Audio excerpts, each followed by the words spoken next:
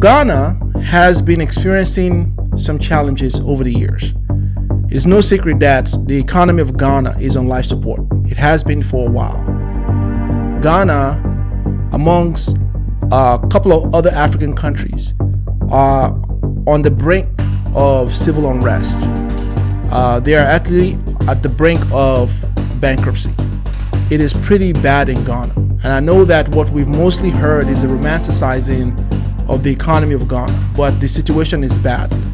Hundreds took to the streets of Ghana's capital Accra last week to protest over its deteriorating economy. Days later, the government of one of West Africa's most prosperous nations announced it would begin formal talks with the International Monetary Fund for support. There are 69 countries that face all the three risks: food, energy, finance, all three. 69 countries could go the Sri Lanka way. 25 in Africa, 25 in the Asia Pacific, and 19 in Latin America. Which countries are these? In sub-Saharan Africa, Ghana, Kenya, South Africa, Ethiopia could be the worst hit. In Ghana, debt levels are soaring, interest payments are choking the economy, a debt crisis looks imminent. It was once considered a rock of economic stability and security on the African continent. Today, it battles its worst financial crisis in decades. Ghana is facing more than 50% inflation, growing debt, and a collapse of its currency, the cedi, worth half of what it was last year. Here I come. Here I come. The high cost of living and rising poverty have pushed Ghanaians to take to the streets, demanding the resignation of officials they blame for the country's economic crisis. Critics blame the crisis on excessive government borrowing, reckless spending, and corruption. Bank of Ghana posted a record $5.3 billion loss in July during the worst economic crisis in decades. And that is why the current president, Nana Akufo-Addo, is not popular right now. There is a call to have him ousted. There's a call for him to resign. There's a lot of civil unrest because the intention and the goal behind that campaign failed. And what that campaign has done was burden the economy of Ghana. The purpose of this protest is for him to resign, not for us to demonstrate and the rest go and jump for him to resign. Opposition parties and civil society organizations called for a nationwide strike.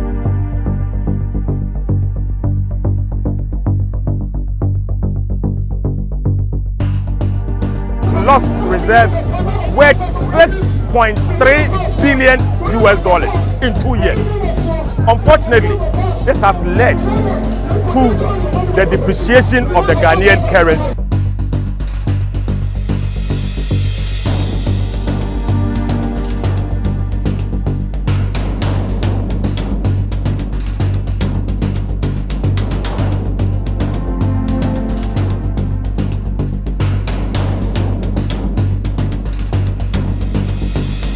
They came, they bought, and they continue to come. It just floors me that he thinks that W-2 black folks in America and 1099 can't afford to come on vacation. Ghana lived off the resources of the local and did not contribute through taxation to the economy. Man, if you know anything about Ghana, nobody contributes to taxation in Ghana. Nobody contributes to taxation in Ghana. Nobody contributes to taxation in Ghana. Nobody contributes to taxation in Ghana.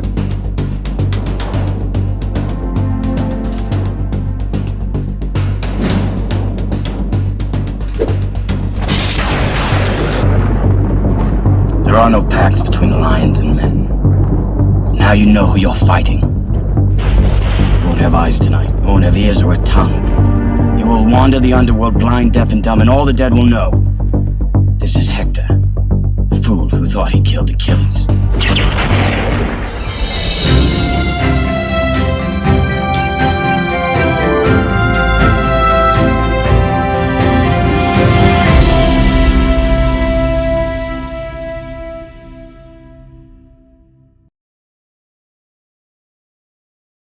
All right. Welcome, everyone.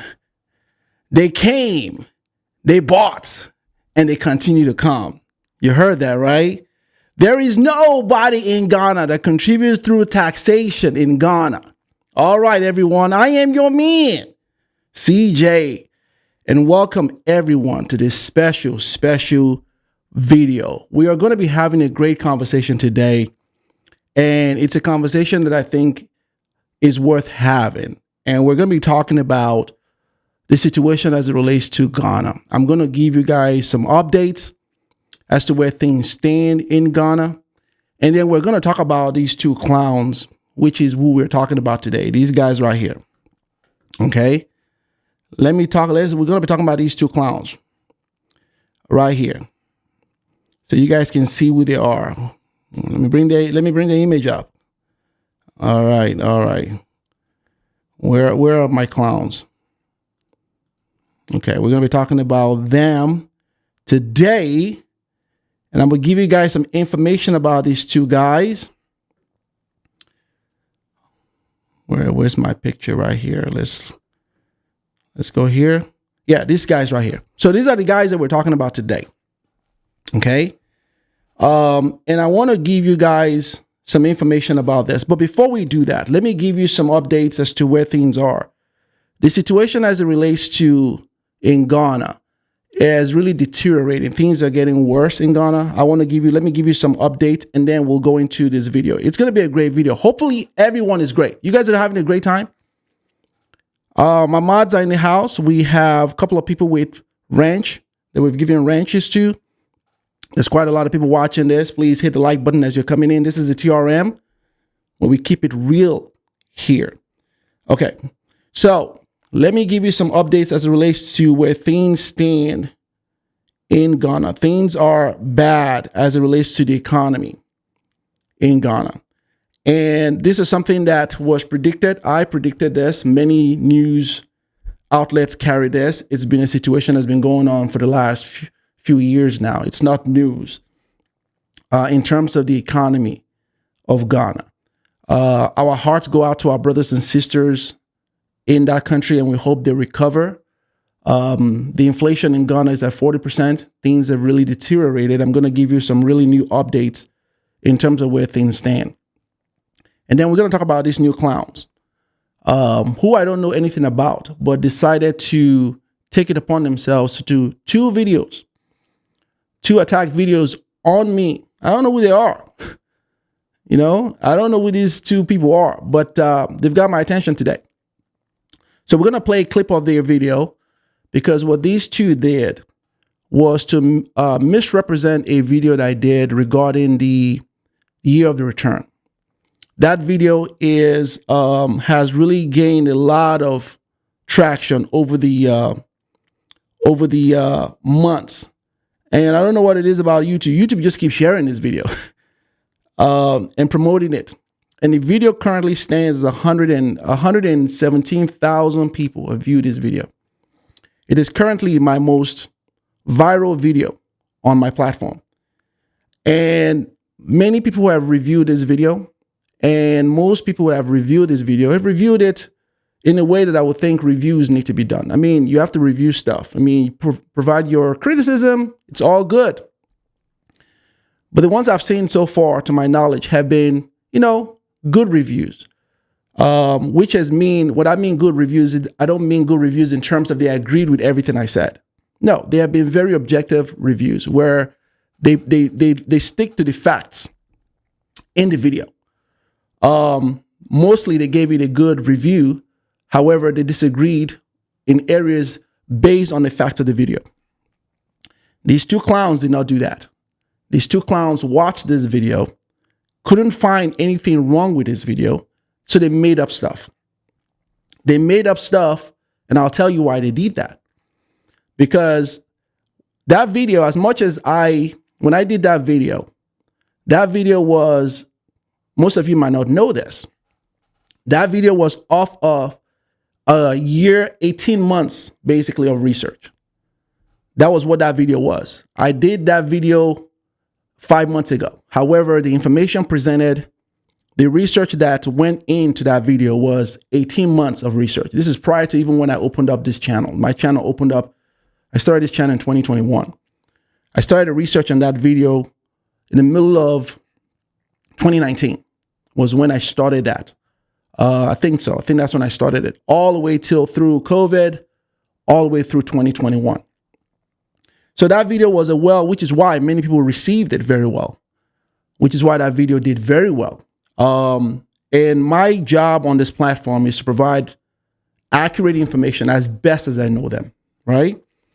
And most of you that watch me know that my platform is all about providing statistics, sources, and giving you real news. So most people that review that video, that watch the video, appreciated it. That video currently right now, let me show you where we are in terms of that video. So that way you can kind of see where that video is. Hold on a second. Let me see. Okay, let's look right here. I want to show you where that video is. Here we go. Okay, so this is where the video is. Hopefully you guys can see my screen. You guys can you see my screen? You probably can't. Let's do it again. Okay, so you can see my screen right now. So this is where the video is, right? The video currently stands at 117,000, and it's still climbing. The reviews and the comments here are 98% positive. 98%. Most people that saw this video felt it was well put together. It's one of my best work yet. And a lot of people that saw this video really thought the information in this video was really well put together. It took me 18 months to put, so I truly appreciated that. So if you go through this comment section, you'll find countless amount of people who were people that lived in Ghana, moved back to the United States. The countless of them. I can't go through all of them. Otherwise, I'll go through each other. There's almost, look at this. You can see that, right? It's, almost 2,000 in terms of comments. I'm not going to, but if you go through it, you'll find countless amount of people who lived in Ghana, moved back to the United States, and confirm what I talked about in that video. You also find people who were scammed in Ghana, regarding some of the land scams in Ghana. You'll find those comments in this video. You also find people who didn't feel that they were welcomed in Ghana, as I mentioned in that video. So that video was a video that then on top of that, I've received quite a few emails from people thanking me from that video. Now, why am I telling you all of this? I am telling you all of this because even while all that is well and good, there are those who didn't appreciate the video. They didn't like it. Because that video wasn't to bash Ghana, but it was giving you the reality of what to expect when you move to a different country. And we're going to talk about that. So that as true as that information is, apparently there are people that didn't like that. And they were both Ghanaians and African Americans, which is bizarre, by the way. Now, what I then found, because I'm a data guy, was that the African Americans who didn't like that video were the ones who had something to gain from telling people giving people wrong information. These were the ones that had websites set up, as I mentioned in previous videos or subsequent videos, I should say, luring people in to Ghana. People that had so-called tourism companies, that type of people that had some financial incentive. Those were the ones that I found after doing a deep dive on those negative comments that you'll find. This was like 2%, but they were the ones. Guys like these clowns that I'm going to be talking about today. Okay. Those are the ones that had an incentive because they felt that video was a threat to their deception or whatever it is that he was selling, people like that. But other than that, the majority of African Americans that watched that video truly appreciated it. Truly appreciated it. And to everyone that watched it, your comments, I didn't read everything, but I read as much as I could. And thank you all for those that watched it, those that shared the video, because the video is still going. These two clowns watched the video and felt that even while they could not pinpoint anything wrong with the video, they had to make up stuff. And that's why we're doing this review today. But let's first things first, let me give you where things in Ghana is right now. And then we'll go into what we got in this video. Okay. So here is where things stand right now. Okay. You guys can see my screen. So the inflation in Ghana is at 40%. What you will hear from a lot of people from Ghana who try to, what's the word I'm looking for? Who are trying to minimize the situation or make excuses for it, is that it's COVID. COVID is the reason why the inflation is bad. Now, while that is true, that is not all true. COVID affected every country, pretty much every country in the world. You understand what I'm saying? You know, and even even on the continent of Africa, COVID affected most African countries. Nigeria was affected by COVID. Ghana, Sierra Leone, Kenya, everyone went through COVID. However, you don't find these countries with a 40% inflation rate. You don't. Nigeria's inflation rate right now is 25%. Nigeria's unemployment right now is 4.1%. So we're not saying that is great, but I'm giving you the difference between those who say COVID is the reason for this. No, it's due to Ghanaians' bad policies. Ghana's bad policies is what has brought them to where they are today. It isn't because of COVID alone. It's their bad policies. It's a looming crisis that's been going on for a while. But anyway, here's what CNN says about the situation. This is a recent, recent reporting by CNN. And you can look at the date right here. It was October 27th. Okay. So it says Ghana plunged into darkness amid country's economic woes. If you go and read a lot of these, which I'm not going to bore you because I want to get right into this video, it basically goes into quite a few. This first three paragraphs right here just talks about the issue with the electricity, some blackouts and all of that going on. So I won't bore you here. Where I want to draw your attention is right here. Okay. This is where I want to draw your attention to. Okay, so let's read this real quick. It says, this year, Ghana has grappled with economic shock ranging from high inflation, 40%, a plummeting local currency, mounting debt, and a federal budget weakened by high energy sector costs amid public revenues, according to the World Bank. Okay. And if you read the World Bank, if you go into what the World Bank talks about, here is what they covered on Ghana. This was released July 19th. 2023. So I'm going to read a few of these and we're going to get right into this video real quickly. Please hit the like button as you're coming in. A combination of domestic imbalances and external shocks in 2022 led to a macroeconomic challenges in Ghana.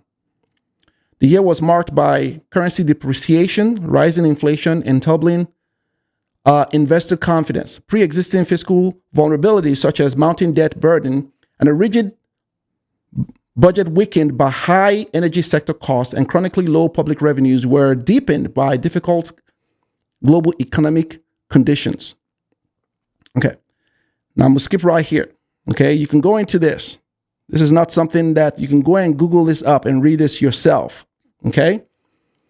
So Ghana faces this is the part I want you to focus on. And I'm going to talk about that later on. So Ghana faces an extremely challenging outlook. And the economic situation is likely to remain challenging before it rebounds. Economic growth is projected to slow down by 1.5% in 2023. So the entire year, we're not going to see growth. It remains depressed in 2024. Next year, there isn't going to be any growth. at 2.8%. But the economy is expected to recover. Okay, the operative word is expected to recover to its potential growth by 2025. Okay, now why am I bringing that up? Now, here's why I'm bringing this up.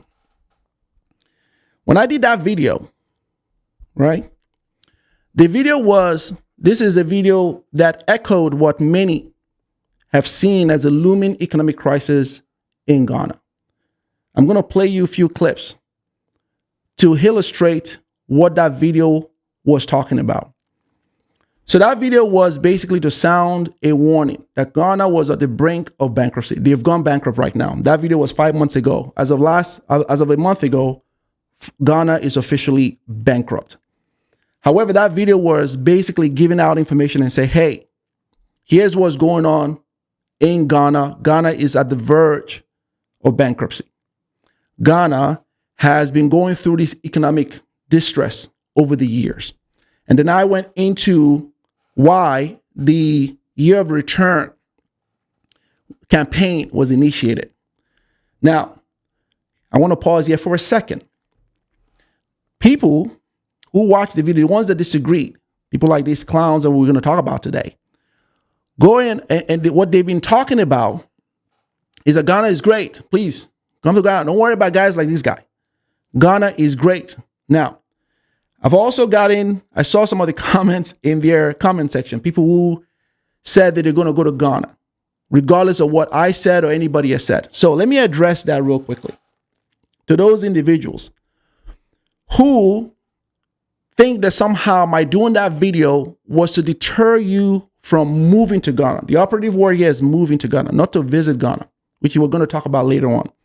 The entire video was about you moving to Ghana. It wasn't about you going to visit Ghana. These clowns, because again, part of what that mischaracterization was, is they talked about me saying that people couldn't afford to visit Ghana. You see that? Anyone who watched that video would know that I was specifically talking about people moving to Ghana. And I gave you 3 status of individuals that heard that call in the United States. We're going to play that clip. However, to those who think that I did that video because I had an ulterior motive against Ghana, let me say this to you all. I don't care. I only hear me that. Hear me with the most convict. I'm gonna say it as best as I can. It makes no difference to me if you leave the United States, right? A country with a 5% inflation rate, a country with a 3.4% unemployment rate, leave a first world country and go to a third world country like Ghana with a 40% inflation rate and 5% inflation rate. It doesn't make a difference to me.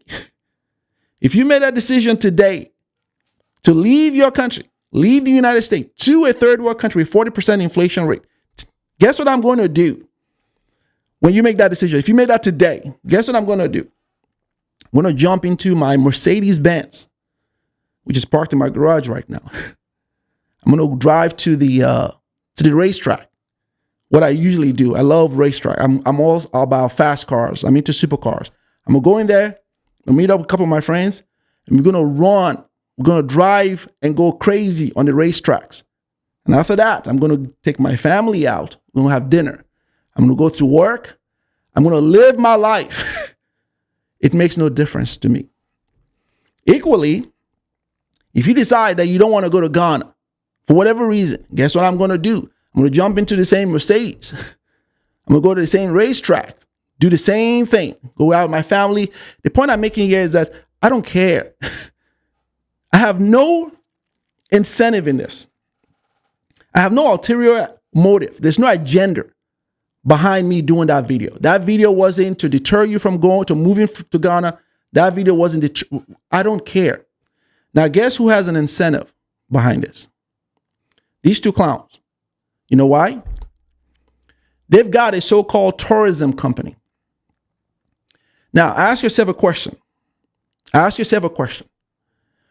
Who stands a chance to gain from telling you that a country who is now bankrupt, or a country who has been, if the inflation has been rising, it was 15% last year, it's at 40% this year.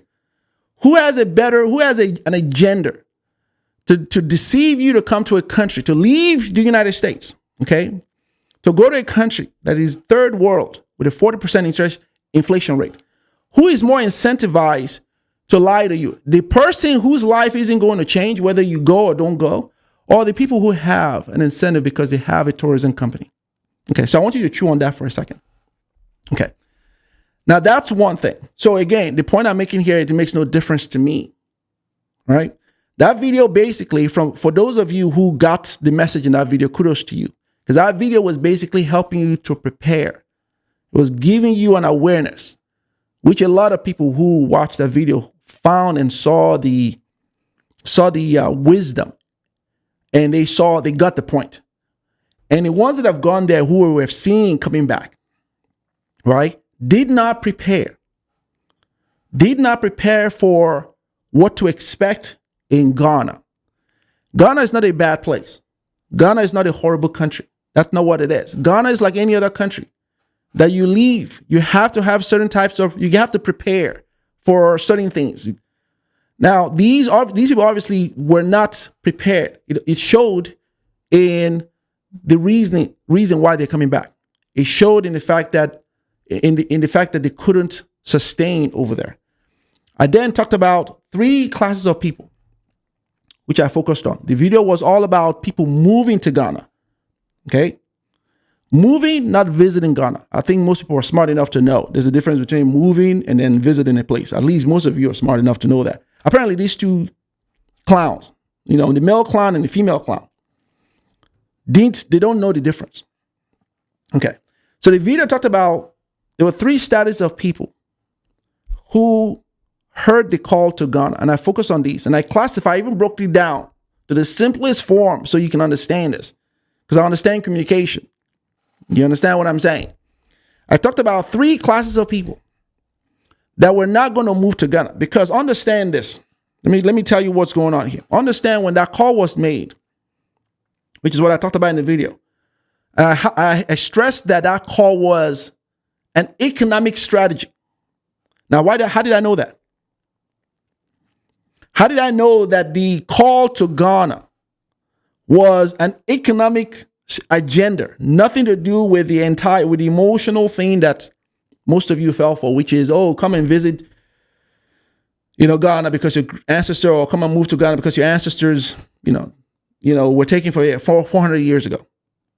The reason why I knew, based on the 18 months research that I did when I heard it in 2019, the reason why I knew was because it came from the executive branch of government. No executive branch of government will announce to the world, hear me now, use your critical thinking skills. This is where you need to understand what's going on. No executive branch of government, which would be the president of any country, will embark on a campaign like that if it would not economically benefit his country. Okay?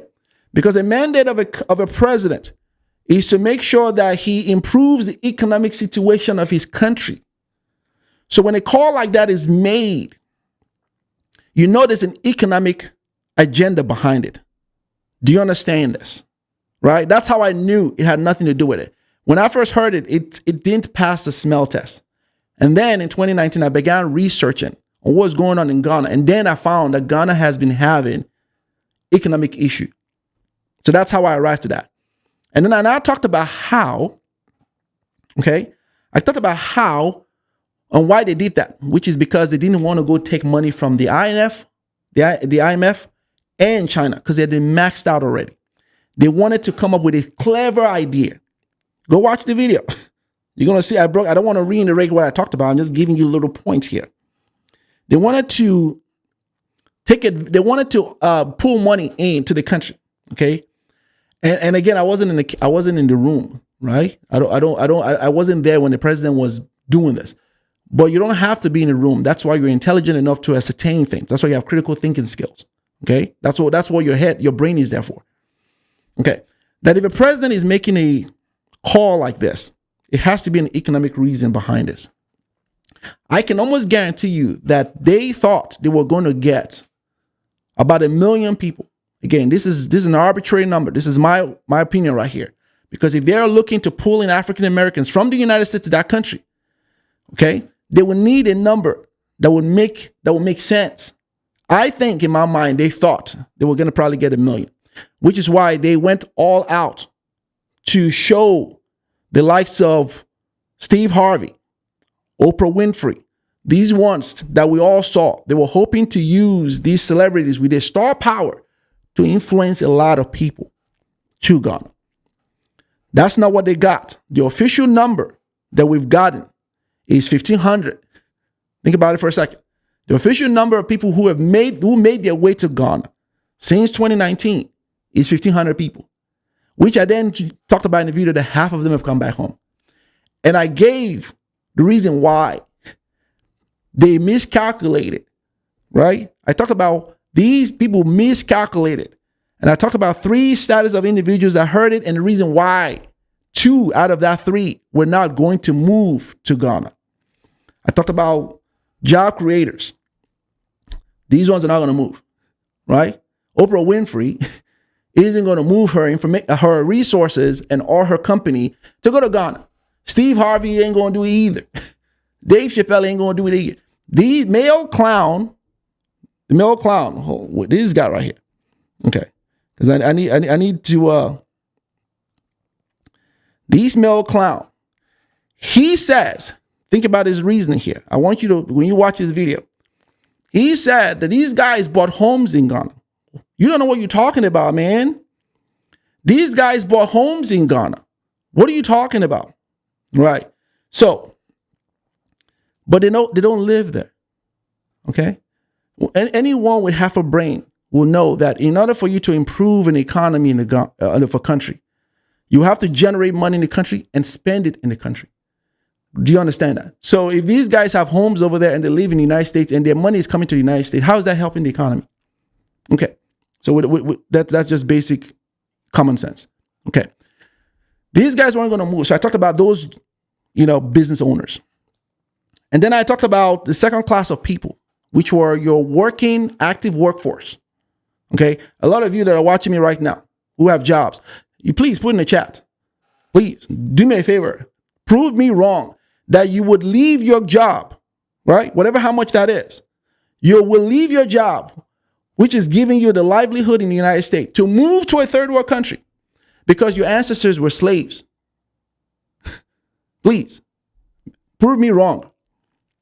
Yes, put that in the chat that you will leave your country where with your jobs, with your secured employment, however how much that is, whether it's $30,000 a year, 40, 50, and I even went all the way to 100,000. Tell me, prove to me, make it make sense that you will leave your country with that security and move to a country. Because essentially what will happen is you're not going to have that job. You have to quit it and you have to move to Ghana. So I talked about how those people were not going to move. These bozos said that I said basically that the 9-to-5 couldn't afford to visit Ghana. Okay. We're talking about people moving there. We're not talking about people visiting Ghana. We're talking about moving there. Anyone watch that video clearly got that. Okay. And then I talked about, I'm paraphrasing right now. Okay. I'm paraphrasing. And I then talked about the third class of people who then made the move. Okay.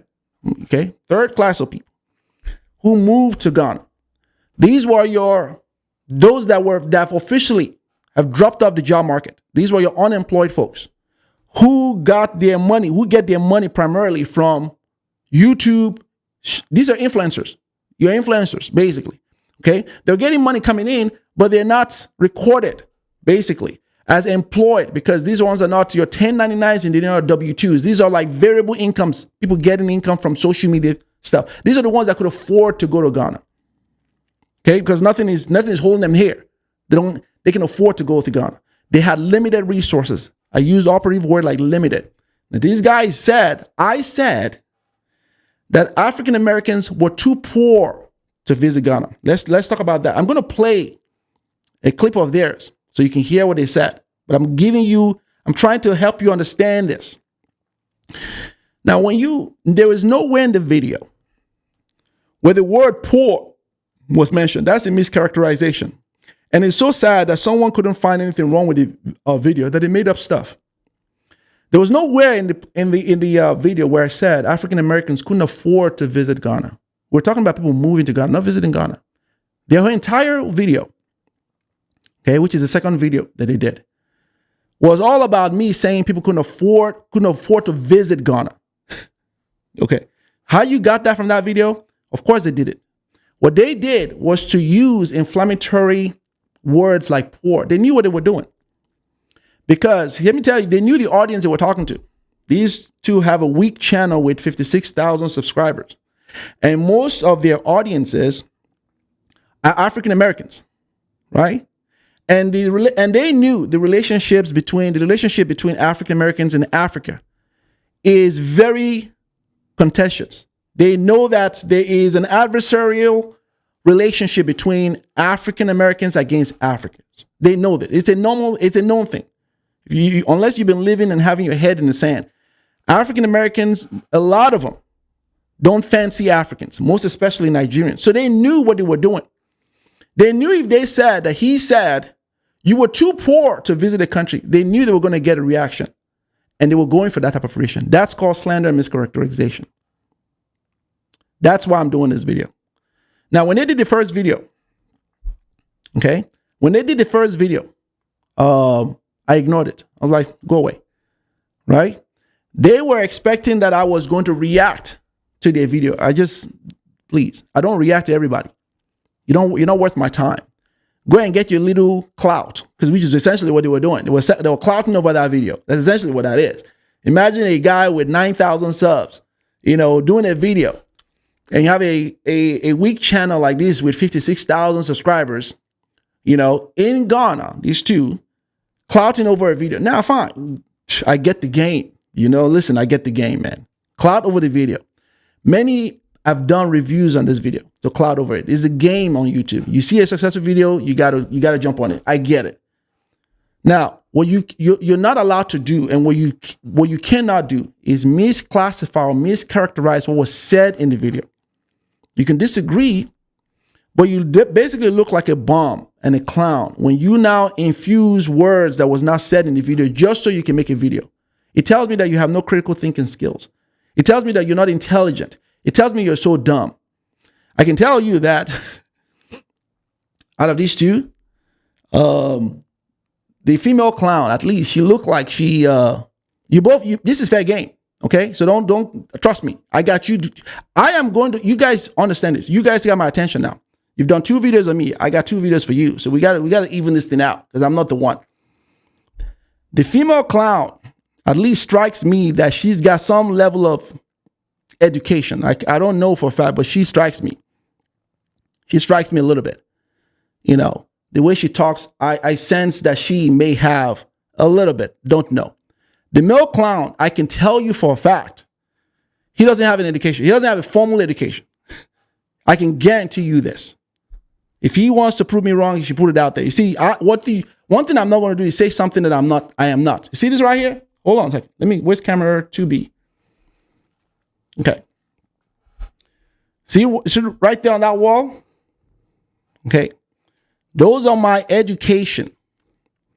Okay. The one on top is my MBA degree from Texas A&M University. Okay. The one on the bottom of it, because, the MBA, you got to put it, is your largest one. You got to make it bigger. The one on the bottom is my BBA in marketing, which from Texas A&M, which I graduated magna cum laude from my university. I'm very proud of it. And then you can't see the bottom. Those are awards that I got from the institution. Not to mention, in this room right here, I've got quite a few awards over the years. The whole reason I'm bringing that up because I am highly educated. I know what I'm talking about. When I speak, I don't just talk out of my butt. I know what I'm talking about. Okay. Not to mention, I was going to go for a PhD program in marketing. The entire time I was on my undergrad, I was preparing for a PhD program in marketing. My concentration was going to be on the effect how social media, how the brain processes alerts, social media alerts. So I was going to really research on how our human brain processes that. That was going to be my dissertation was going to be written on. That was going to be my entire, what I was going to pursue in marketing. So the entire time on my undergrad, I took research-based classes, which is why I'm very good with research, which is why I'm able to know how to really focus and dive into research and understand what's credible and what's not credible. I had a mentor who was an Asian lady, Dr. Ford. Was an awesome lady. She was grooming me the entire time through my undergrad. She was my professor in marketing through my undergrad, through my graduate course when I went through MBA. And I ultimately decided not to go after it. Okay. Because I didn't want to teach students. I didn't want to teach students, which was going to be where your PhD was mostly going to be valued. Right? If I worked in the private sector, it was highly competitive. Right. And then on top of it, no one's going to be calling you Dr. This and Dr. That, which is not the reason why I was going for it, but it was going to be highly competitive. But nonetheless, I decided not to. Now, I bring that up because I can almost tell an intelligent person, someone who's got some brains here, the male clown, 0. I can guarantee he has no education, but that's fine. Because most people say you don't need to go to college. No, go to college. Everyone, you need college. Every one of you. Everyone. Go to college. Do you understand this? Go to college. College is needed for everyone. Now, whether you need a degree, you don't. You don't need a degree, right? You can go to college for 2 years, but college teaches you what's called critical thinking skills. That's what college does.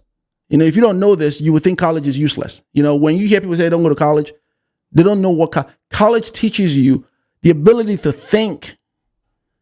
That's what college, that's the value you get from college. It gives you the opportunity to work within a group or within group settings to be able to really think, to solve problems.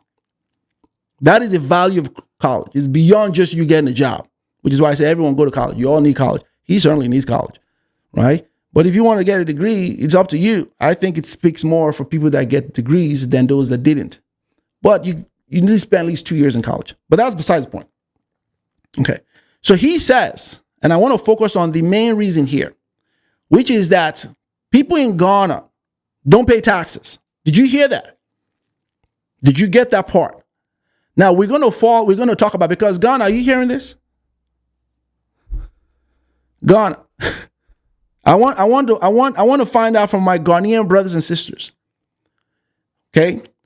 Are you hearing that there are people in your country who are possibly not paying taxes because they believe no one else is paying taxes? Is that true, Ghana? Is it true that Ghana, no one pays taxes through taxation in Ghana, which is essentially what they said, what the guy said, the male clown, right? So here's where I want to focus on that, because that is, to me, going to be the meats and potatoes of this video. Because I want to know how, because in that video that I did, I basically said that I can guarantee you that the people that moved over there, one of these countries, and I'll play that clip.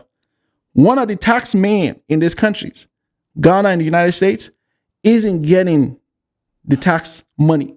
I literally said that. Because as a U.S. citizen, you have to pay taxes.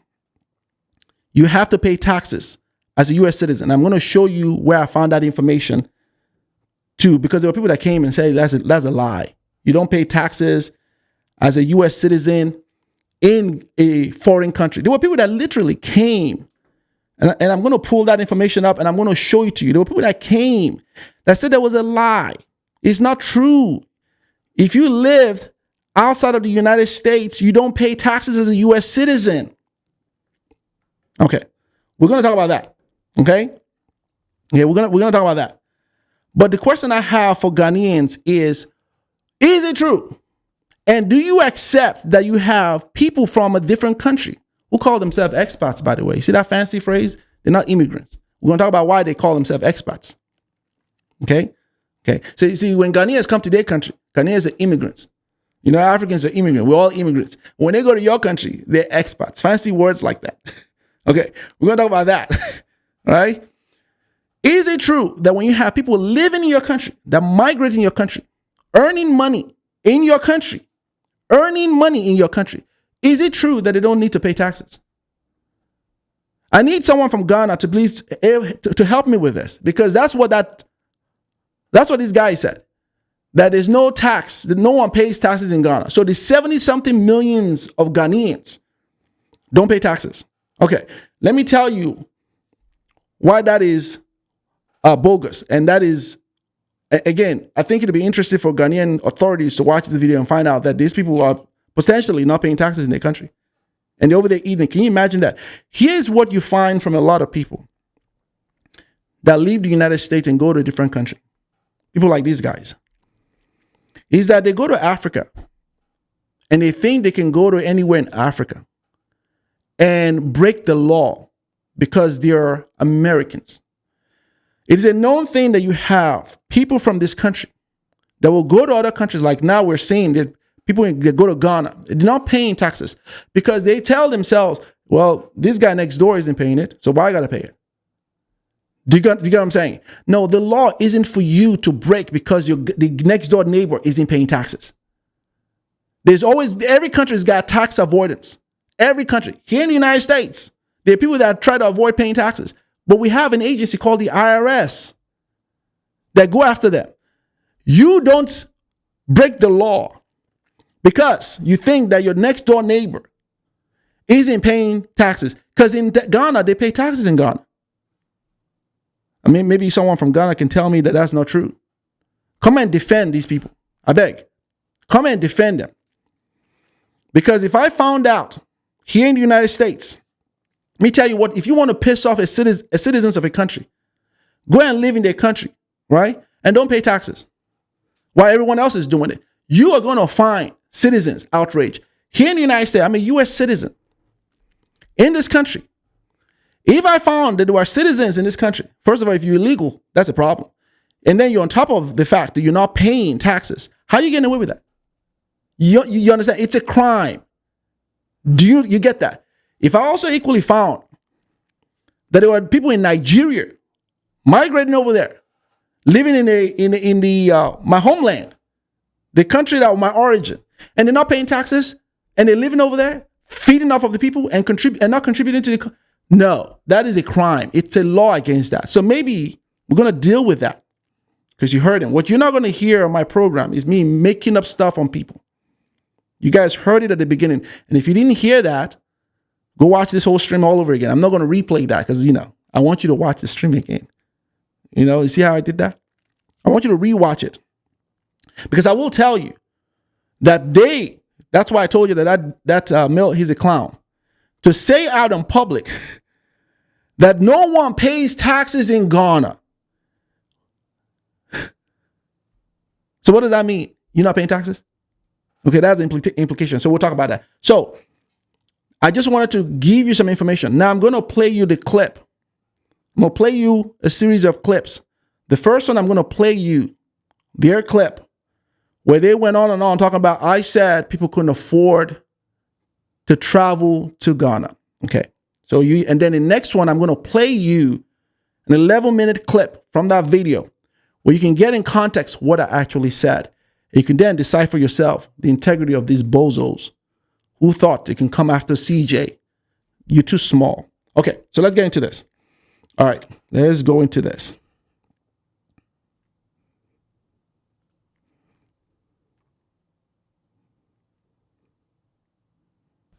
The ones that have already dropped off the labor market. They weren't actively working in the labor market. And when I mean dropped off the labor markets, these weren't your W-2s and they were not your 1099s. Okay, so I'm gonna pause it there, and then I just want to give a little context before I let you have your moment here.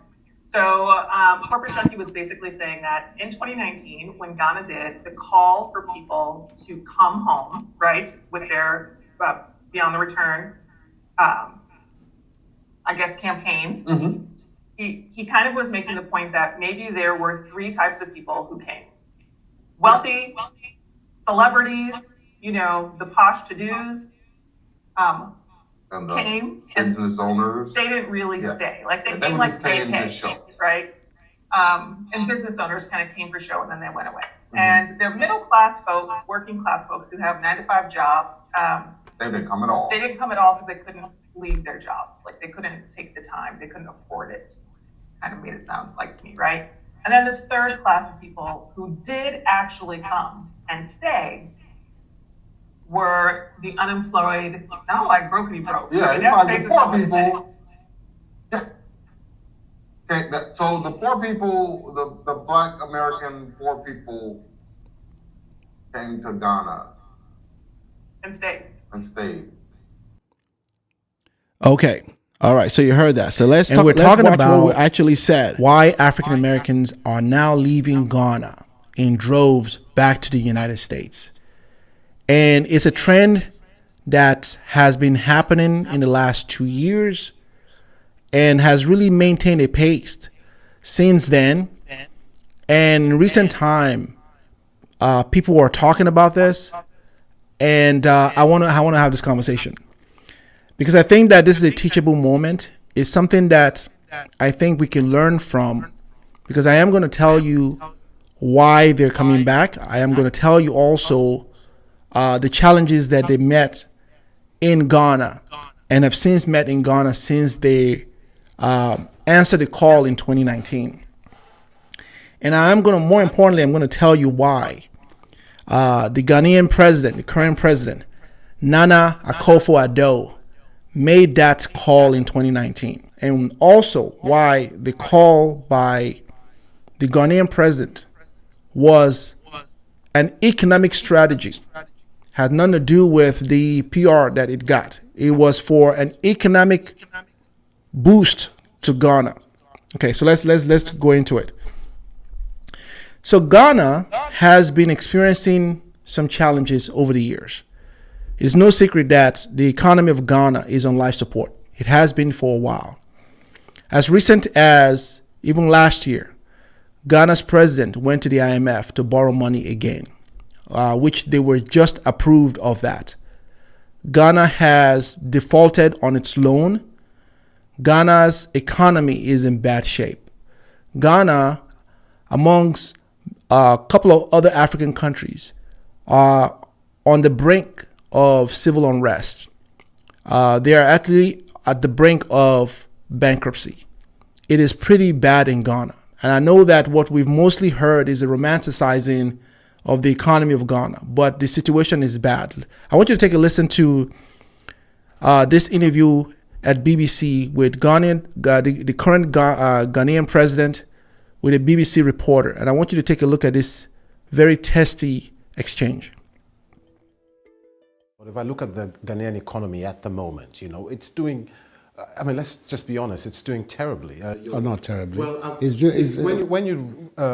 your inflation in your country, inflation in Ghana. I don't know the economy in the world that's doing well. Tell me in Ghana, where you are here. Inflation in Ghana. The highest inflation. Well, 15.7%. The Ghanaian cedi has fallen 20% on the dollar. The worst after Russia, which has a lot of sanctions against it. It's began to firm up. It has begun to firm up. We're seeing the cedi systematically appreciating against the dollar. People still can't employ. I was just reading today. People in the hospitality industry that you're pushing so hard. Having to lay their staff off. We've got taxi driver unions threatening strikes because of spiraling fuel costs. It doesn't look like a place that I want to go and put my money. Okay, so that's the reality of where Ghana's economy is. That interview was done last year. And prior to that, their economy has really been in bad shape, which is why Nana Akufo-Addo wanted to do something that didn't involve borrowing money, because they borrowed more than they can borrow.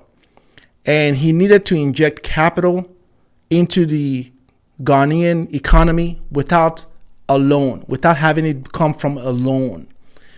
So the initiative, the year of the return, while very clever and very strategic was primarily, and it was the goal for that was a economic boost to the Ghanaian economy. He needed to find money or way for money to come into the country without it coming from either a loan from China or loan from the IMF, because he's maxed out already on these, and the interest rates on those are really bogging down the economy.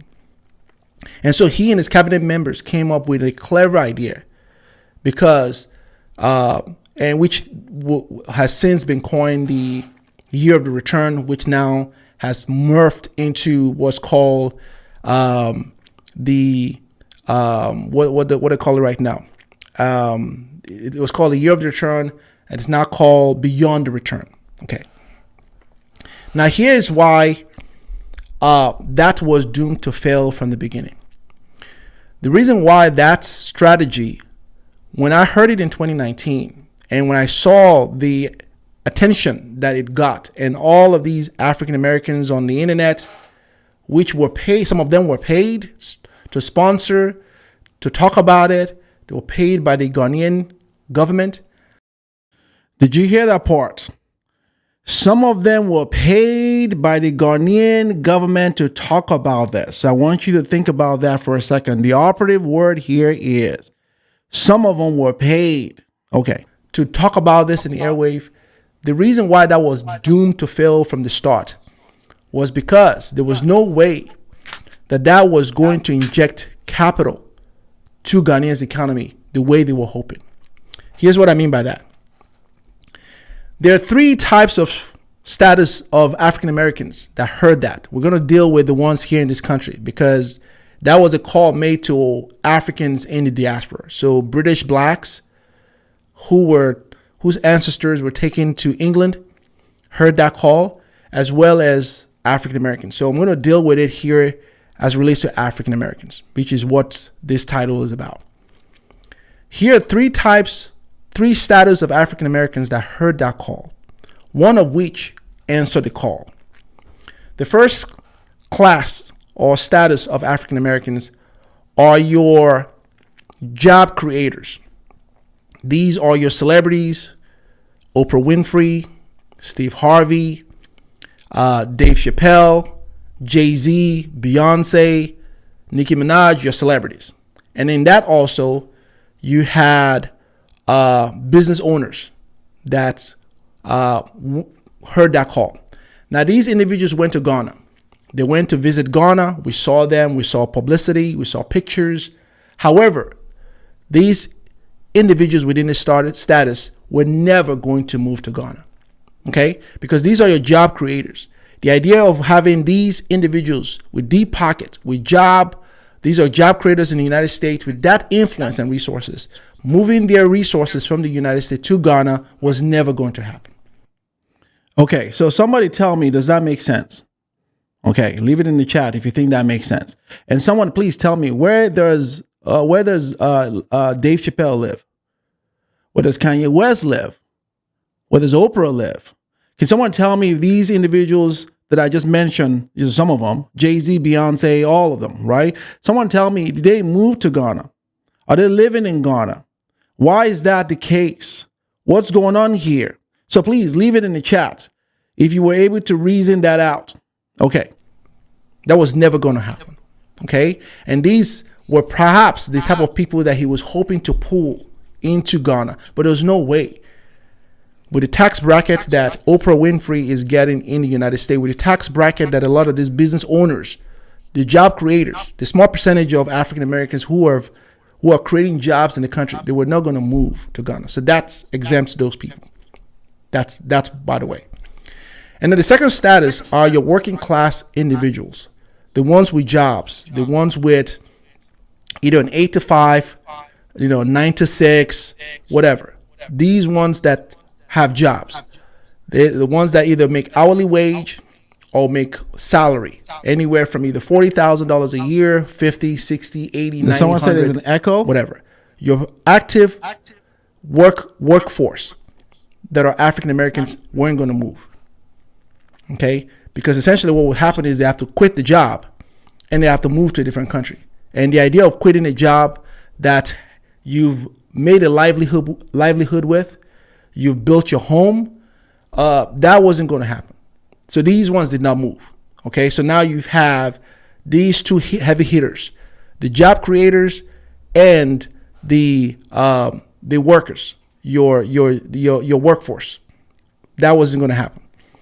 Now leaves you on the third status, the ones that really did make the move. These were your unemployed African Americans, the ones that have already dropped off the labor market. They weren't actively working in the labor market. And when I mean dropped off the labor markets, these weren't your W-2s and they were not your 1099s. Okay, when I mean 1099s, I'm talking about those who are 1099s with a brick and mortar store in the United States. They weren't going to move. Okay, I'm talking about these ones were your influencers, basically your social media sensation, your social media influencers who get their primary source of income from either YouTube, Instagram. However, it's a small market, and these are the ones that answer the call.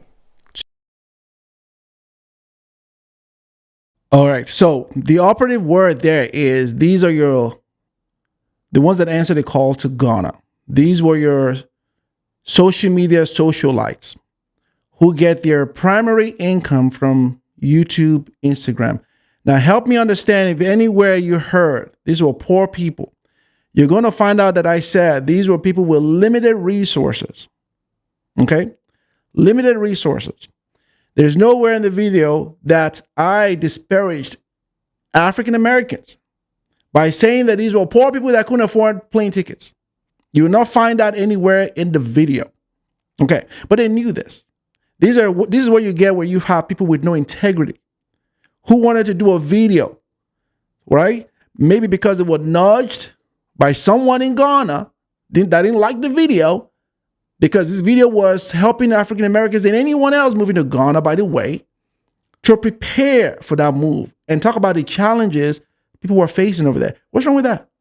Okay, so you have bozos like these guys who made up stuff, inflammatory stuff like saying that I said African Americans were too poor to buy plane tickets to move to Ghana. Okay, so I want to just point that part out. Okay, to Ghana. The number that has since been reported of these particular pocket of individuals that made that call, the number that's floating around is a total of about 1,500 of those that have since made the way to Ghana. But half of those have returned and have since returned back to the United States, and many also are following suit. Here's why they're coming back. And I'm going to deal with that pocket of individuals I told you about that are the ones that have dropped off, the ones that dropped off the job market, your unemployed individuals who are solely dependent on their online ventures. Okay, so these are the ones that made their way to Ghana.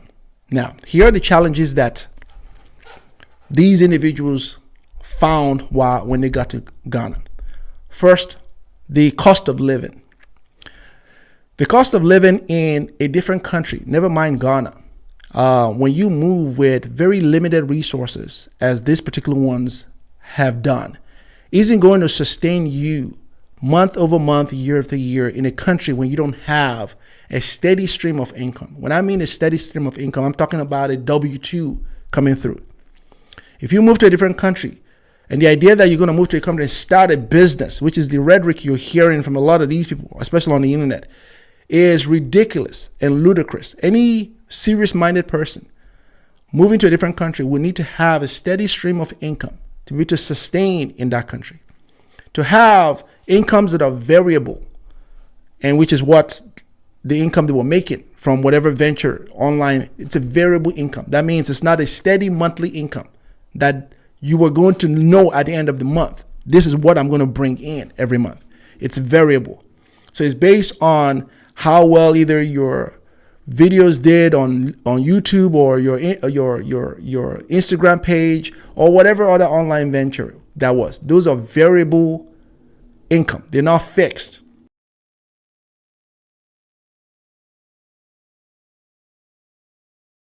Okay, so you got that part. All right. So I think you guys are intelligent enough to know the difference. Okay, we're not gonna. I think we beat that dead horse, and you guys have seen the hypocrisy with these two. I want to acknowledge certain people in the house. We've got some super chats, and I want to acknowledge certain people in the house. Here we go. We want to acknowledge Mr. Let's go and let's pull them up. Here is a super. Thank you for the super chat. And this says, oh yeah, let me see. Hold on, you guys can see this right here. Why is my super chat not coming through? Let's do this again, because I want to give people their kudos. When we have super chats, we got to give people their kudos. Okay, hold on a second.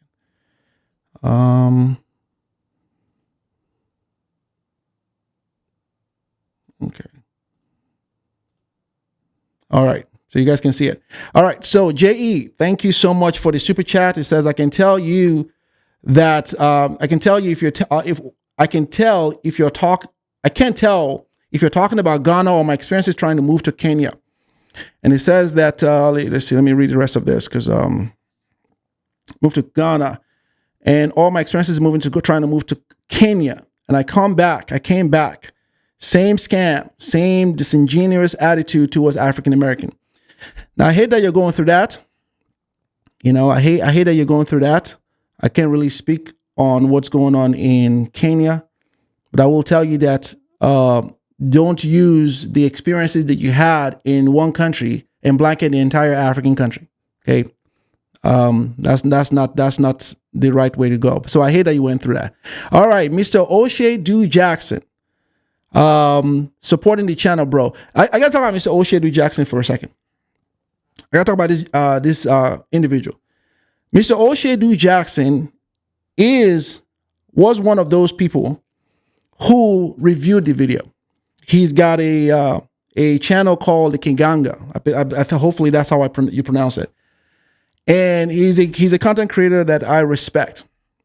I mean, I always agree with everything he says, but I respect him. He's a brilliant content creator on YouTube, and I truly admire his work. I've watched this individual. I don't think he knows about this. I've watched him for 6 years. I've seen him grow. I've really seen him grow. He was one of those who reviewed the video. He's in Africa. I believe that's where he's at. I think, from my understanding, I think he's in Uganda. He was one of the individuals who reviewed the video. What this individual did was alert me that he was going to be reviewing this video. He didn't send me an email, but he made me know, which I would appreciate, and I appreciated that. Here on YouTube, we content creators at least have some unspoken rules. Like if I'm going to review someone's video, it's courtesy for me to reach out to them and say, hey, I'm going to review a video, FYI. These clowns didn't do none of that. Okay? They're going to review my video, clout off of my video. Didn't feel the need to just tell me heads up, right? They did the first video. I ignored them. They did the second video because they didn't get my attention on the first video. Now they wanted to, what I can classify, humiliate me in front of their people live. But they didn't think they were going to possibly incriminate themselves. But Mr. O'Shea Jackson, who owns another channel, successful channel on YouTube, reviewed the video. And he gave a review that I would expect from any intelligent person. Do you understand that? He gave an objective review that I would expect from anyone who is intelligent. He's over there.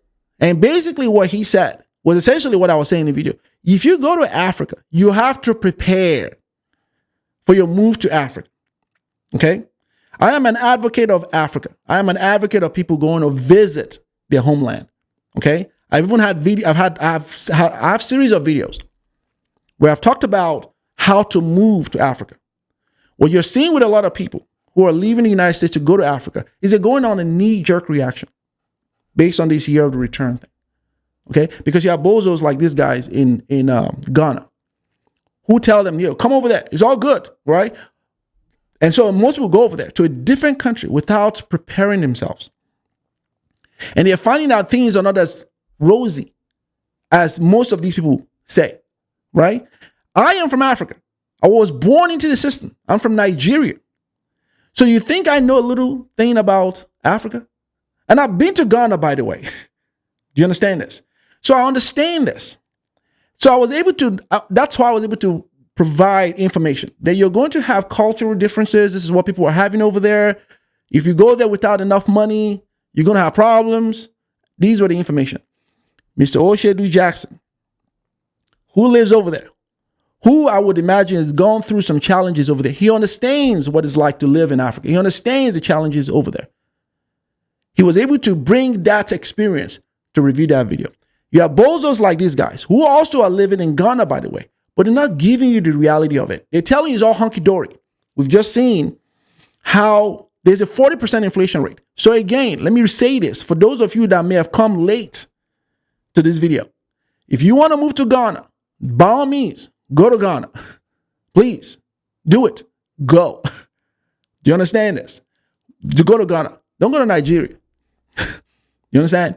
Because in Nigeria, Nigerians are so stuck up. Don't go to Ghana. Go to Ghana. Go to a place that will allow you to do one of these stuff. Where people, remember these? For the ancestors, go to a place like allow you to do this. Right? Go to a place like, because this is what we're seeing. So understand that you going to Ghana, for me, makes no difference. I don't care. If you want to go, right? If you want to go and break the laws, if the Ghanaians are apparently they let you do that in Ghana. They let you twerk and disrespect their ancestral, monuments. In Nigeria, we're too stuck up. We don't let people do that in Nigeria. We don't. We got a thing about this. The Nigerians are not fun. They're not fun. They don't let you do that. Nigerians have culture. Essentially, they're too uptight about people coming to their country and disrespecting their monuments like that. So you're not gonna have fun in Ghana. Trust me. It makes no. I'm not against you going to Ghana. So this whole notion about people you jealous that people are going to Ghana. Trust me. I want you to go to Ghana. Trust me. I'm sure there are people in the United States who would be happy for you to move to Ghana. You've heard people say, why don't you move back to Africa? We know those people. I'm sure they will love you to go to Ghana. You understand? People that heard that call in 2019, honey, the president of Ghana is doing us a favor. Is getting all these people. They finally going to Africa. Trust me. Go to Africa. Go to Ghana. If you want to move from a first world country to a third world country because you disagree with CJ, you just want to disagree with this Nigerian because he has something in for Ghana, please, by all means, go to Ghana. Makes no difference. Don't go to Nigeria, like I said. Nigerians don't like stuff like that. Nigerians also are going to frown against people in their country breaking the laws by not paying taxes. They're trying to crack down on a lot of those things. So that's not going to be fun. Apparently, they let you do that in Ghana. So go over there. So if that's what Ghana's, please, by all means, go. But when you have a guy like Mr. Oshedu Jackson living in Africa, also reviewing the video and telling you that there was wisdom in that video, and he's giving you the experience, and you have these two bozos who gives you a different thing about what's going on in Africa, please take their word for it. Go. Makes no difference to me. Okay.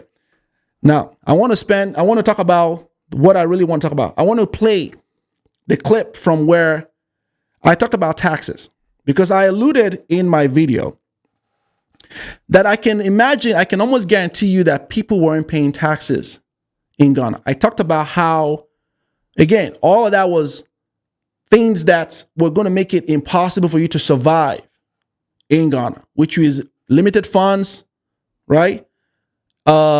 Challenges with locals, and you got to pay taxes in the United States. As an American citizen, if you live anywhere outside the country, you got to pay taxes. Okay. So I want to play that clip, which was a response to what you heard at the beginning of this video, when he said, nobody pays taxes in Ghana.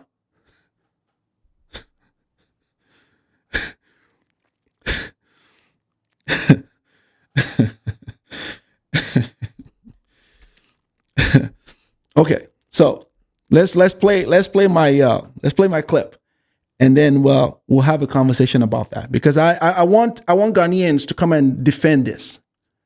Okay, that you have people in your country who aren't paying taxes, possibly, who are saying that people don't pay taxes in your country. Okay, so I want Ghanaians who like to defend these types of bad behavior, I want you to come and tell me if that is the case. Okay, let's go into this. And we're talking about why African Americans are not. And we're talking about. Okay, hold on. That's okay. Here we go.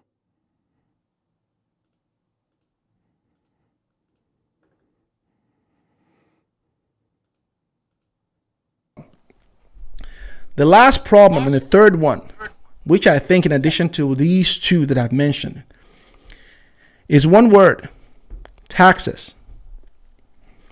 Taxes is something that I'm not sure if the president of Ghana considered this in addition to all the other things. I don't know if he considered all of that when he made that call, and or perhaps promoted that whole idea that if you come to Ghana, it's just haven. Because every United States passport holder, every U.S. citizen has an obligation by law, as a condition of your citizenship, whether you're born in the country or whether you're naturalized in the country, as a condition of your citizenship, by law, you must pay taxes to the U.S. Treasury. If you earn money in the country or you earn money outside of the country, you must pay taxes to the United States Treasury. It's a condition of your citizenship. All right, now, okay, I'm going to pause it right there for a second. I want to show you, because again, I had people that came to my comment section saying that I was lying, that was not the case. Okay, so I want to show you where I got that information, so you know that I know what I'm talking about here. All right, so we're going to show you where I got that information. Now, hopefully you guys can see my screen. Okay. Now, what is this? This is the IRS website. This is irs.gov. This is a government website. You can go ahead and find this yourself. Now, we're going to go and read this so you understand what's going on here. Now, what does it say here? Okay, this is the FAQ page, the frequently asked questions. Now, what is the first question here? I'm a U.S. citizen living and working outside of the United States for many years. Do I still need to file U.S. tax return? Yes. If you are a U.S. citizen or a resident alien living outside of the United States, your worldwide income is subject to U.S. income tax regardless of where you live. Okay. However, you may qualify for certain foreign earned income exclusion and or foreign income tax credit. That's right here. You see that? Okay. So to those that came to my comment section telling me that I was making stuff up, okay, this is why you got to go to school, people. You got to get educated. Okay? Right. That's where you get the information. You go to irs.gov. You can find that information on there. So let's get back to the video because I wanted to show you that information. Okay. Let's keep going.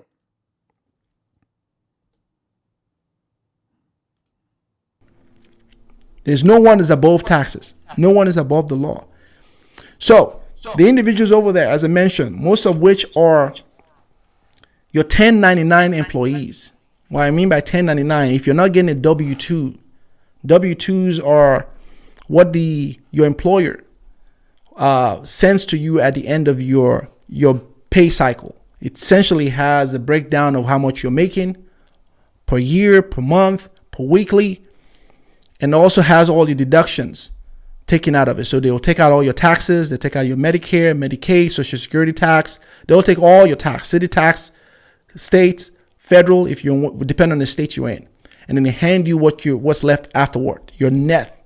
Your net is all breaking down your W-2. That's what you file at the end of the year of the year for next year. So those are W-2. That says that you make this much every month, and most of us plan around that. So we know how much we're making every month. We can plan on our lifestyle around that. Your 1099s, however, are what's given to businesses. So they don't tax that. Okay, those are not taxed because the IRS understands if you own a business, there's certain costs that you're going to incur, which is going to vary from one business to another. However, at the end of the tax year, you're expected to pay taxes on whatever earns or gains you've made. And if you have losses that you didn't make any money, you can file what's called a Schedule C, which allows you to deduct whatever operating costs you had to incur while operating the business. And you can file a loss, right? And if you make gains, you have to pay taxes on those gains.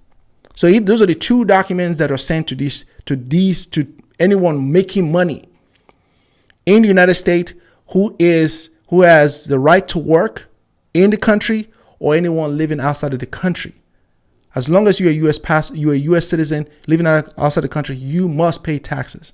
So for these individuals, think about it for a second.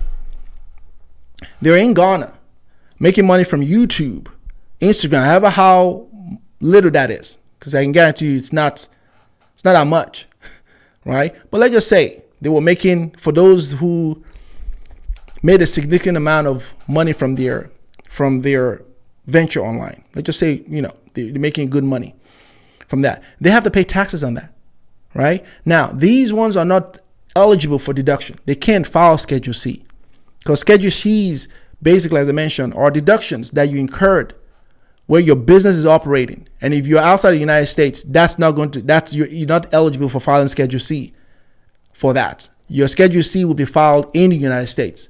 So you're not going to be eligible for that. You're not. So you're going to have to pay the full taxes on this, because the IRS is not going to accept that you incurred expenses driving, the Moluel, the Downfall, or whatever they drive in Ghana, and you want to deduct the mileage on that. It's not going to work, okay? It's going to have to be operations in the United States, right? That's how that is. So they're not going to deduct that. So they're going to have to pay whatever percentage on taxes that it is for that. So imagine paying that percentage of tax to the United States Treasury. And imagine paying the taxes in Ghana, because you have to pay taxes in Ghana.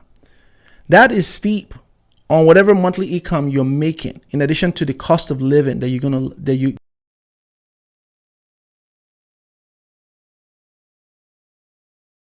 All right, so you heard that. You have to pay taxes in Ghana, okay? You have to pay taxes in Ghana. There is no country on earth today whose citizens don't pay taxes to their country. I don't know one. Because taxes is essentially how the government, raises money to fix their country and support the entire country. It's a common sense thing. There's no country on earth that you go to that you don't pay taxes. I pay taxes here in the United States. I have tax return every year. Okay? And when you are in Nigeria, you got to pay taxes. When you're in Ghana, you got to pay taxes. Okay? So what these individuals are telling us is that there's no one in Ghana that is paying taxes. Okay. All right. You're faced with every month. So I would like to think that these individuals are paying their taxes. I would like to think that. However, that is going to be deep. It's going to dip into your monthly cost, and that's going to eat out whatever you're bringing in. It's bad enough that you're paying the taxes you're paying in the U.S., which can go from anywhere from 20-something to 24% if you're married, or as high as 33% if you're a single person. Okay, it's bad enough that many of us pay this, and we look forward to our tax return every year, first of the year, so we can claim some of that money back, right? You're not going to be eligible. These individuals are not eligible for that. And so that is a huge cost liability. And to not pay your taxes in the United States it's a federal offense. It's a federal offense that many have gone to jail for. And the IRS now is cracking down on many people who are avoiding taxes, tax avoidance, which is why the Biden administration, the current administration here in the United States, increased and expand the audit department for the IRS a couple of years ago. And one of the initiatives behind that was to go after those who defrauded the United States government of COVID relief funds. That's one.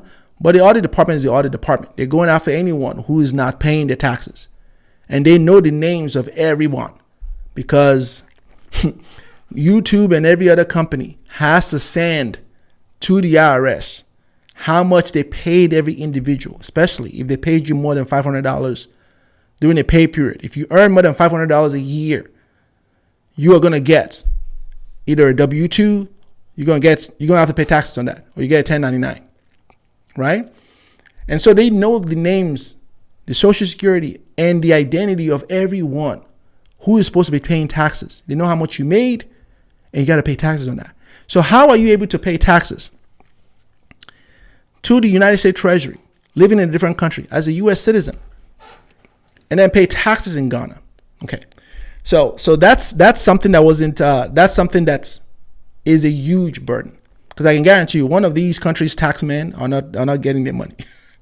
One of these countries, the tax man from one of these countries isn't getting the money. Okay, and it's probably more likely going to be Ghana.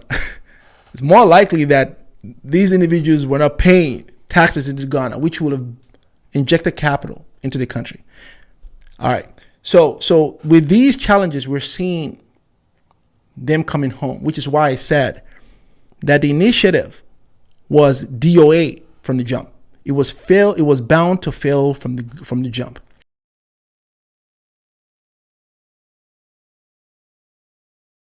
Okay. Now, you heard that. Now, how did I know that? How did I know that there were people in Ghana, possibly who moved from the United States to Ghana, who are possibly not paying taxes in that country? Do you understand this? How did I know that? Okay, I knew this based on the archetype of people that moved over there. It's called critical thinking skills. Essentially why I say you got to go to college.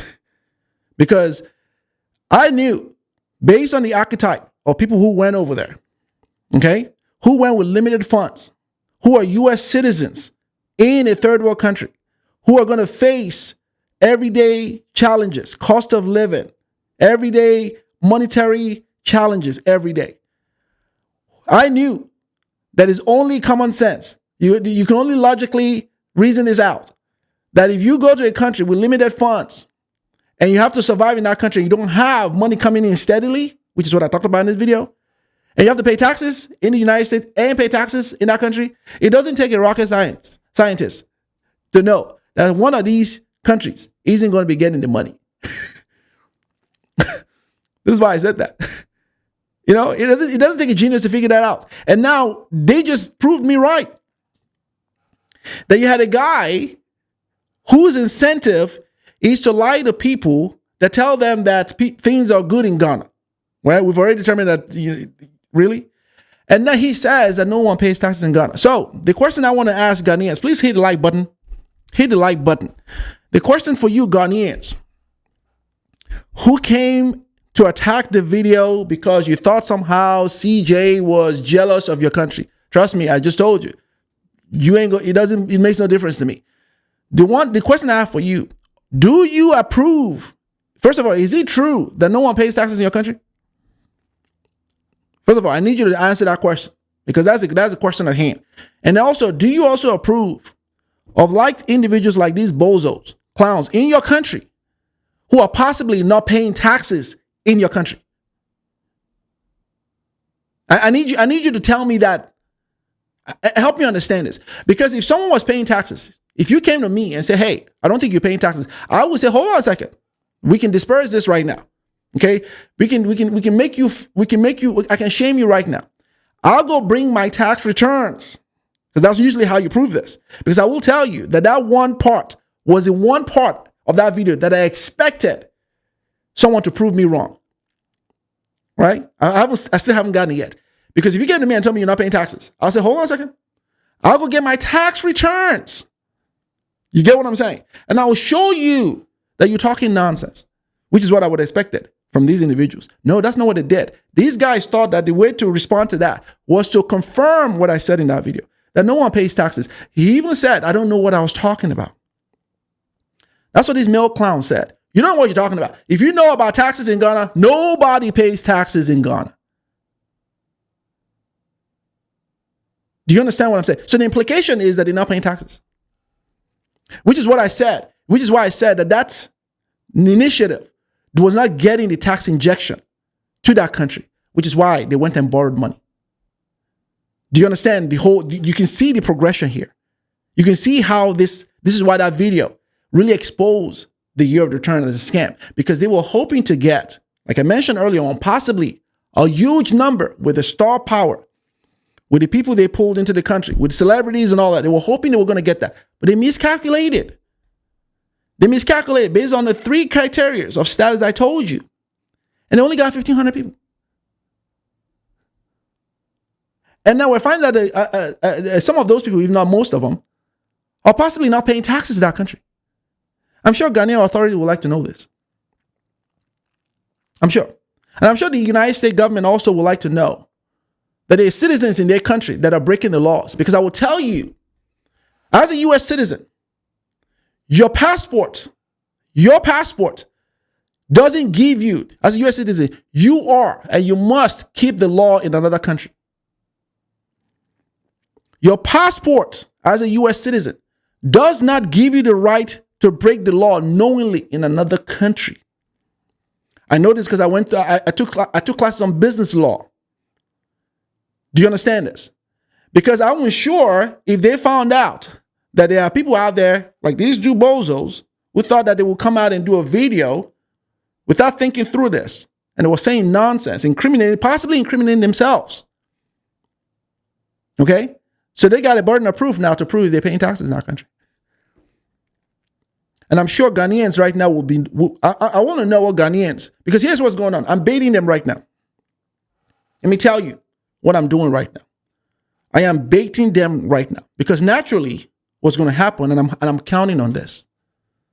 I'm counting because I know they're watching me. They're gonna need to do a video to clean that up. That's one. All right. I owe them one more video. Okay, but I'm not going to stop there. So they're going to do a third video. They're going to need to clean this one up and lie to you and say, no, that's not true. We're paying taxes in Ghana. And they're going to have to show. So those that watch them, you need to go and find out from them. If you're paying taxes in their country. Ghanaians, wherever you live, you need to go find out from them. Are you paying taxes in my country? Because the idea that you think that people are not paying taxes in my country. How did you get to that number? How did you know that 70 million people in Ghana are not paying taxes? Okay, so I'm expecting them. I'm baiting them right now. I'm expecting them to respond to the video naturally. And then I'm going to respond to another video, right? So that's one. I'm expecting channels who somehow want to sympathize with them to jump on this and defend them. I'm expecting large channels. I'm not doing poo-poo channels right now. Insert yourself in this situation. I'm expecting that because one thing you're not going to do, here's content. You do a video on me, I'll do a video on you. See, I can be petty like that sometimes. You know? So I'm expecting that.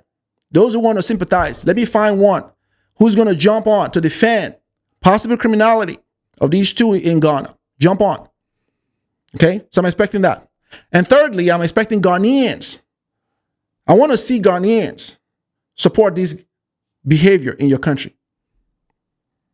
Do you understand this? That you have people in your country that are possibly breaking the law in your country and they're feeding and eating off your resources and you're paying their fair share of taxes in the country. Because I know for a fact in Ghana, you pay taxes. I know for a fact you pay taxes in Ghana. So when you have people leave their country, go to another country and contribute to the corruption in that country, and then they have the audacity to say Africa is corrupt, but you have people that possibly go to that country to possibly because they've heard in Africa, people were, So now you go there and you possibly break the law. Okay. The laws are not there for you to pick and choose. The laws are there for you to keep. Do you understand this? So I'm baiting them because you guys are going to get more videos on this. Because when they are in the junky juice right now. Because I am not the one. Okay? When you come after me, make sure you're sharp. Okay? When you say something I didn't say in a video, make sure you can defend it. Because I am all for it. Okay? I am all for it. These two to me are an embarrassment. Now, here's the last thing I want to say. Before I close out this video. Do you notice that they call themselves expats? These two are not going to stay in Ghana. They're not going to stay. They're going to leave. They're not going to stay. Do you know why they call themselves expats and not immigrants? If you check out what an expat is someone who temporarily lives outside of their country of origin, in a different country, that work in a different country. The word here is temporarily. An immigrant is someone that moves from a different country, from the country of origin to another country permanently. You notice how they call themselves expats? Because they're telling you they're not going to stay. They're going to leave Ghana for the same things I've just talked about. The same reasons and the challenges that I've just talked about. I guarantee you this. I guarantee you this. They're going to leave Ghana like the other ones that have left because of the same challenges, but they're not going to tell you this. What they're going to tell you is fictitious story like, oh, guys, here's what the story is going to look like. Guys, oh man, we hate to do it, but we love Ghana. We have to go. You know, my grandmother is sick, or my grandfather is sick, or my cousin, something like that, you know. Or our kids are missing. We're missing the United States. There's something that's pulling us back to the country. This is what they're going to tell you, right? They're not going to tell you that they're leaving for the same reason CJ pointed out in his video. The same reason many have left that country back to the United States. They're not going to tell you that. They'll give you something fictitious like that because they're not going to stay. They're riding this whole year of the return thing out because they've got a tourist company over there. So they have an incentive to be in a country right there to tell you to move over there. To tell you to leave the United States and go over there. Now, if you want to leave and go to an African country, make sure you thought it through. Make sure you have planned it out. It is not an easy move to uproot your life. And it doesn't have to be from the United States. It could be anywhere. It can be if you live in England, if you live anywhere in the world. The same thing, people that go from Africa here to this country, they had to plan it. It took years of preparation. People didn't just uproot and leave because you're essentially uprooting your life to go to a different country. It's going to take a while for you to settle in that country. It's not an easy thing. On top of the fact that you're going to need money to sustain you. Most of us who come to this country, I'm going to tell you right now, and I'm going to close. Most people who come to the United States from Africa, the United States government requires a certain amount of money in your bank account before they would approve you to come to this country. Now, why do they do that? Why does the U.S. require, I know this because we all went through it. Why does the U.S. require that you have a certain amount of money? Because you're going to need income to sustain you to survive in a country, anywhere in the world. Which is what I talked about in that video. But you listen to bozos like these guys who tell you, it's all good, come to Ghana. Because they're incentivized to bring you over there. So, if after you've heard this video, you want to go to Ghana, please, by all means, go. Please, go to Ghana. Who cares? Do you understand that? So, I'm going to get, these two are during my crosshairs now. Because they're in the junky juice. We're going to have videos because I'm expecting that one of these three scenarios I've told you is going to happen. And I'm counting on it. I owe them one more video. One more original video. And I'm going to decide from there how far I want to take this. But anyway, thank you all for watching. Please like the video. Share this content. Thank you for all of you that were here. I appreciate you all here. And subscribe to the channel. And I will see you all next time. Bye-bye. There are no pacts.